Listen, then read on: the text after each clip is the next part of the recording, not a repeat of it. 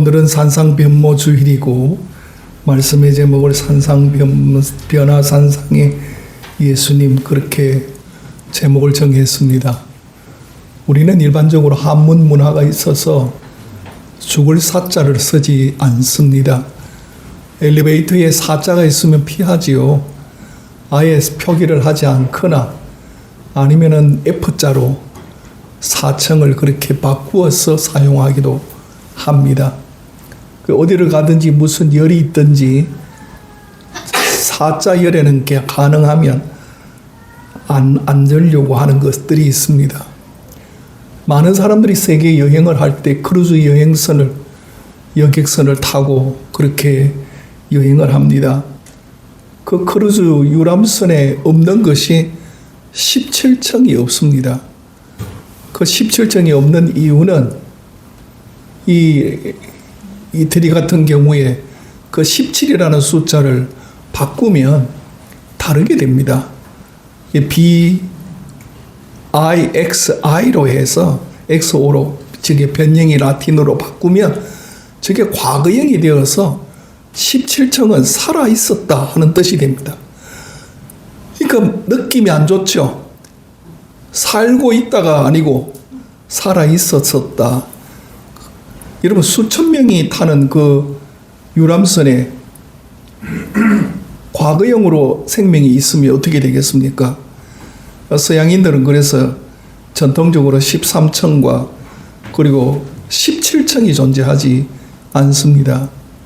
대체적으로 저렇게 큰 크루즈선 정도 되면 20층이 훨씬 넘지 않습니까? 그런데 저기 17층이 없죠. 대체적으로서 크루즈는 한 18층, 19층은 식당입니다.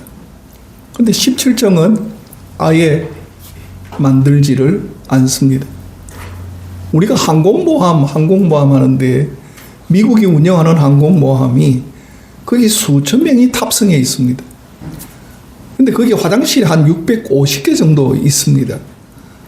그런데 그 화장실이 늘 막혀요. 여러분, 거대한 항공모함이 대단한 것 같지만 수천 명이 이용하는 화장실이 막히면 어떻게 되겠어요? 그래서 그 전담팀이 따로 있고요. 그래서 가서 고쳐보면 아무리 교육시켜도 안 된답니다. 세상에 자기 위에 티셔츠를 벗어서 그 안에 버리는 놈이 없나? 그 밧줄 있잖아요. 배에 밧줄. 그 밧줄을 거기 뚱뚱뚱뚱 묶어서다가 그걸 넣어놨답니다. 아무리 교육해도 수천 명이 이용하니까 사용하지를 못한답니다. 여러분 그냥 우리가 수압식으로 내리는 게 아니고 거기는 공기 압축식으로 빨아당겨서 밑으로 하는 방식이다 보니까 아예 하루에 수십 개씩 매일매일 고쳐나가는 그런 진품군이 있답니다. 그러니까 저렇게 유람선처럼 수천 명이 항공모함처럼 수천 명이 있는 데는 죽음에 대한 느낌이 있는 것은 가능하면 하지 않는다 하는 거죠.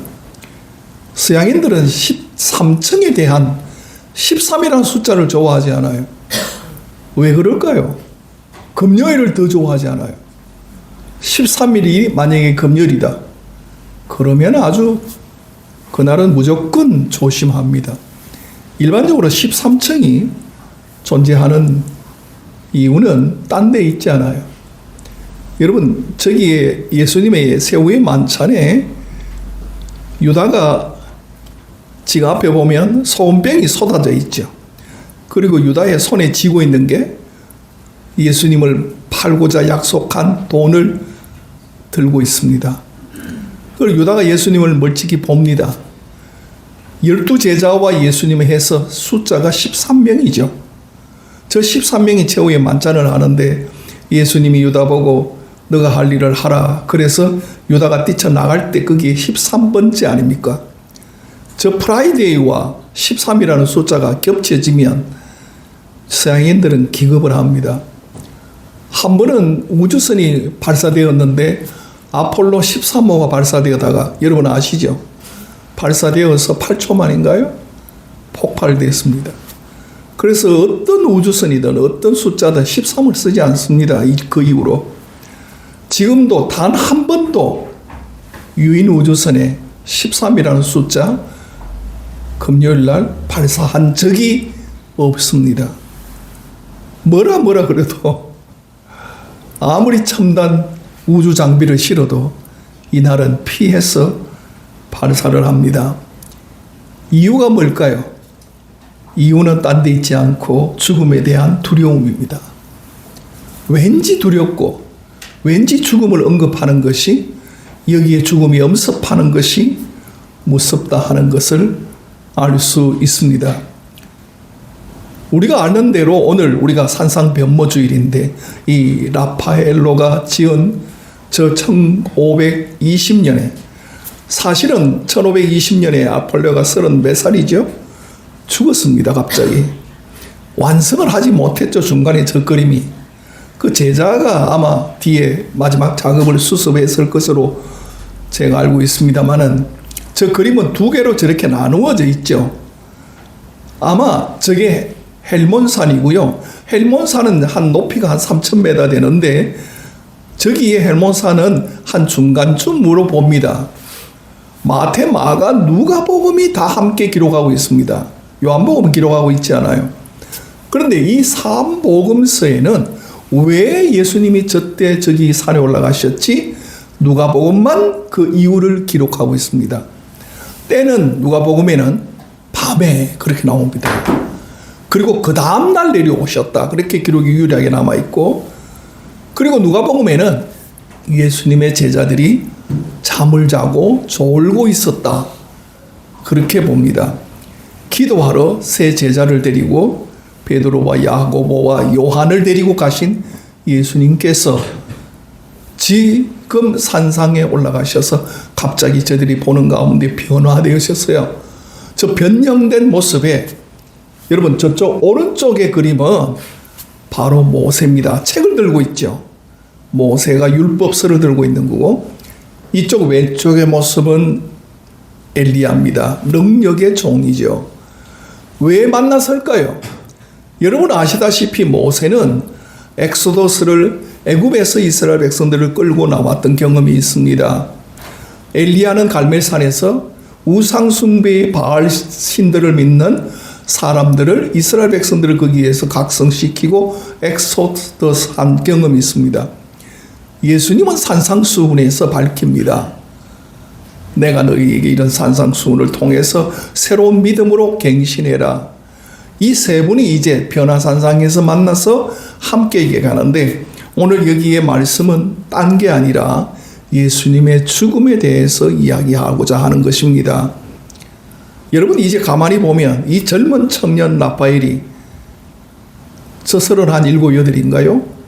그 죽기 전까지 마지막 작품인데, 저 작품을 만들면서 하고자 했던 이야기가 굉장히 중요하지 않겠습니까? 오늘 읽어주신 마태복음 17장 1절에 보면 그 1절의 시작이 뭐냐면 엿새 후에 그렇게 시작을 합니다. 여러분 무엇으로부터 엿새 후냐 하는 것입니다. 그 엿새 후는 딴 게 아니고 16장 16절에 시몬 베드로가 대답하여 이르되 주는 그리스도시요 살아계신 하나님의 아들이십니다 하는 이 신앙 고백 엿새 후라는 말씀입니다.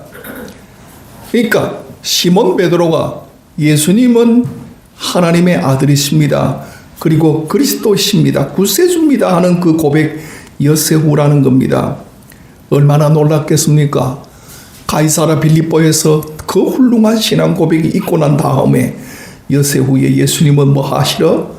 죽음을 논하시러 산상에 올라가셨다, 그 말입니다. 여러분 누구나 죽기 싫지만은 그 죽음에 대해서 예수님은 지금 변형되셨다, 그렇게 보는 겁니다. 자, 먼저 우리가 저 그림의 위에 부분을 한번 보십시다. 위에 부분은 확실히 환한 색입니다. 변화되었으니까, 빛으로 예수님의 얼굴과 옷이 환하게 변화되었으니까 얼마나 밝겠습니까? 여기 2절 말씀을 여러분 보시면 그들 앞에서 변형되었다. 변형이 뭐냐 하면 다른 모습으로 바뀌었다, 그 말씀 아닙니까? 아마 사람이 변형된다면 어떤 것일까요? 우리는 부활의 모습밖에 없겠죠. 나중에 보면 우리의 모습이 그럴 겁니다만 2절에는 두 가지의 변화가 있습니다. 하나는 그 얼굴이 해같이 빛나며, 예수님은 그 얼굴 가지고 나중에 저들의 빌라오 법정에서 그리고 대제사장 법정에서 서서 침을 뱉기시고 그 얼굴을 사람들이 조롱하고 때리고 채찍으로 만드신, 그리고 그 얼굴에 피를 흘리시고 가시멜류관에 서신 그 얼굴 변형되어서 밝은 빛으로 보이신다. 예수님의 제자들 모습에는 아마 이 얼굴이 신령한 형상으로 보이고 있지 않겠습니까? 2절 말씀에 그 얼굴이 해같이 빛나며 그럽니다. 여러분, 수치 얼굴로 바뀌지만 예수님은 그 얼굴이 밝은 빛으로, 옷이 밝은 찬란한 흰 옷으로 보이고 있습니다. 아마 오늘 여기에 4절 말씀에 여러분, 베드로가 너무 이 광경이 광대해서 예수님 여기에 초막셋을 짓고 여기 사는 것이 좋습니다.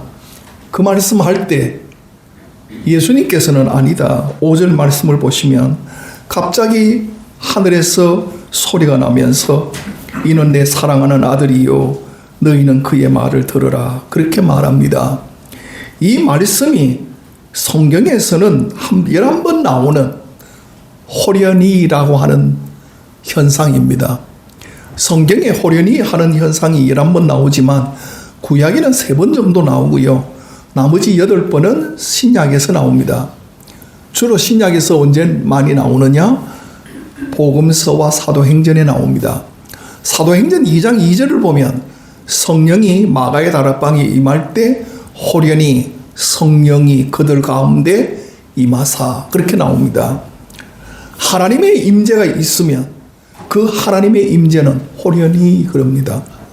마지막에 어디 나오느냐 하면 요한계시록을 제가 찾아보니까 있는데 그 요한계시록에 하나님의 형상, 저 새 예루살렘의 형상이 백성들 가운데 심판할 그 자리에 함께 호련히 합니다.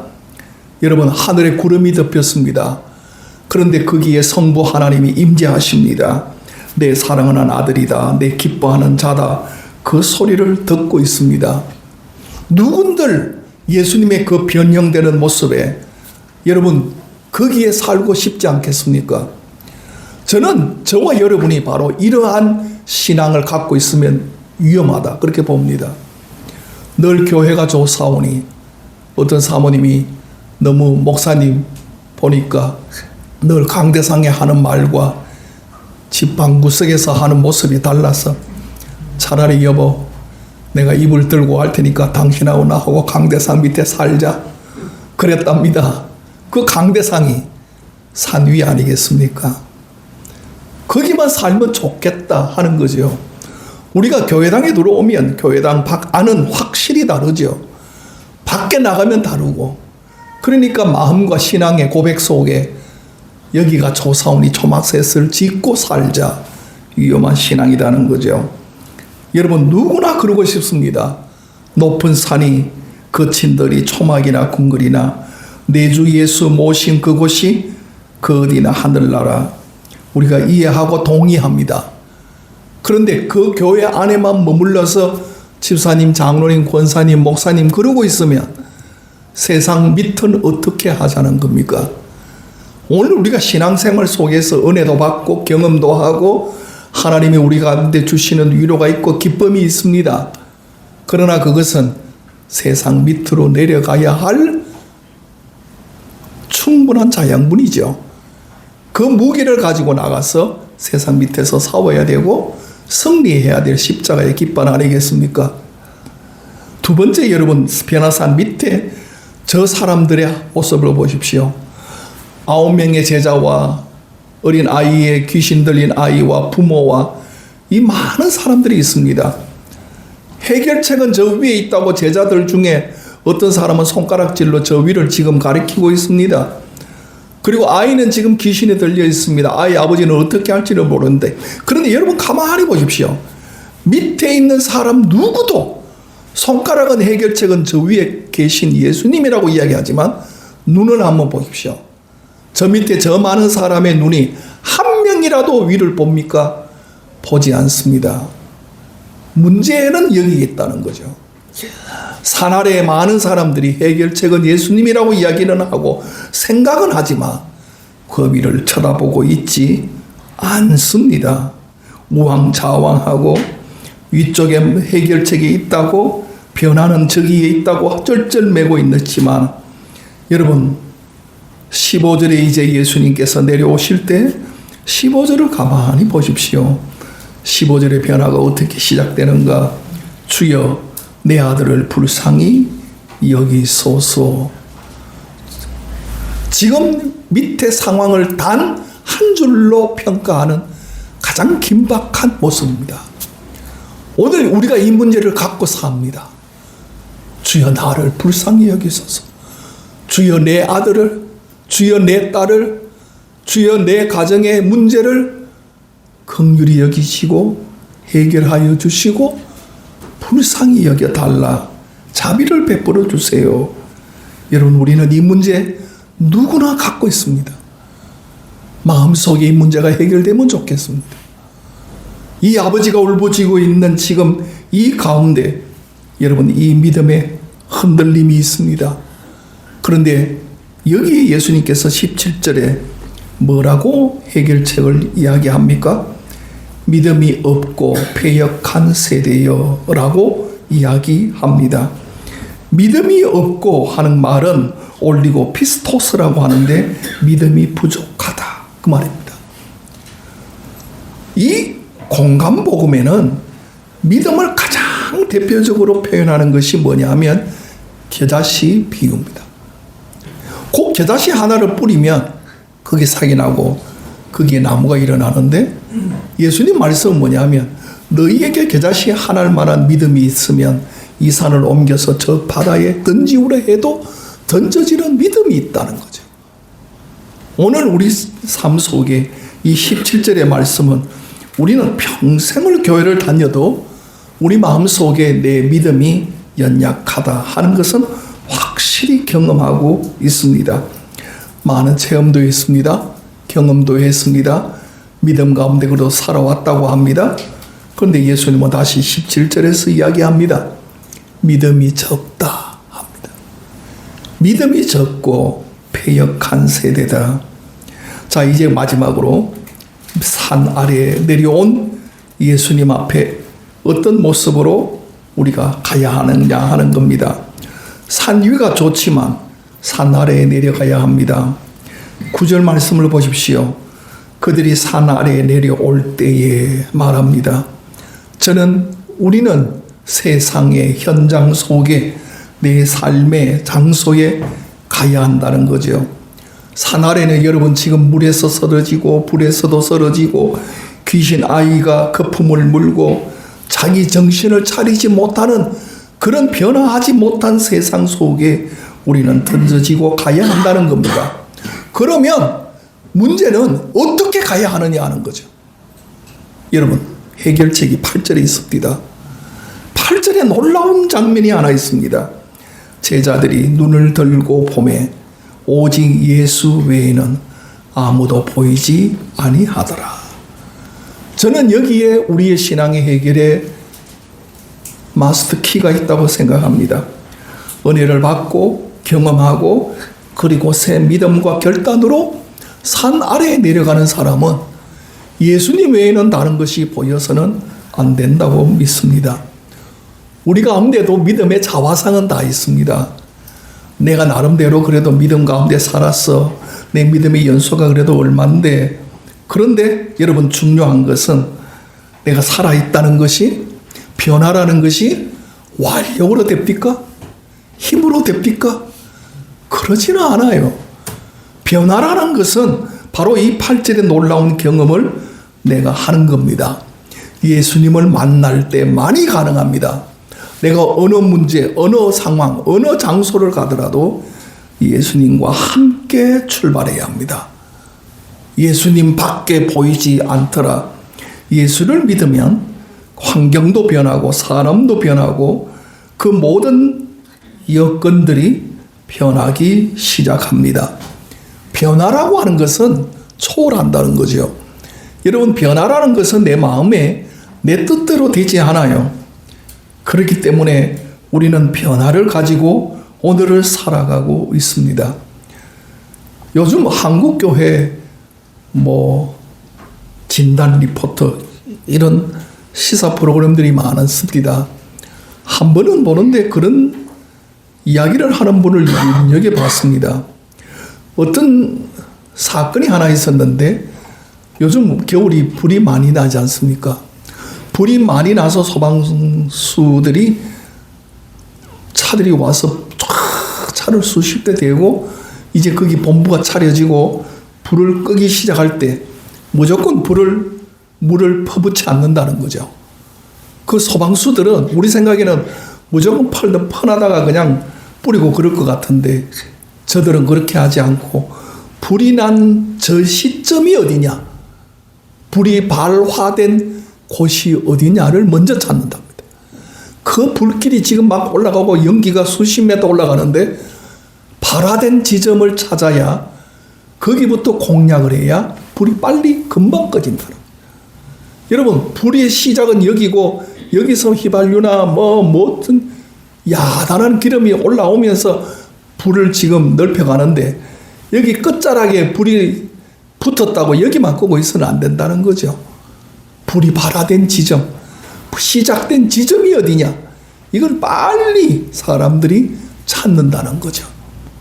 오늘 우리 삶 속에 변화는 밖에서 시작하는 것이 아니라 바로 예수님의 제자들이 8절에서 보았던 예수 그리스도만 눈에 보이기 시작할 때부터 내 심령 속에서 변화가 시작된다 하는 것을 볼 수 있습니다. 우리가 잘 아는 필립 얀시라고 하는 분이 많은 베스트셀러를 냈습니다. 그 책 중에 유명한 책이 하나 있습니다. 내 안에 하나님이 없다 하는 책입니다.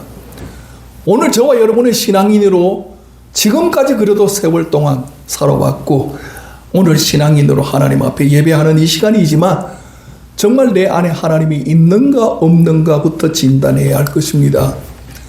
이 예수님의 세 제자는 그 위에서 예수님만 눈에 담았습니다. 예수님만 가슴에 담았습니다. 그분과 함께 내려옵니다.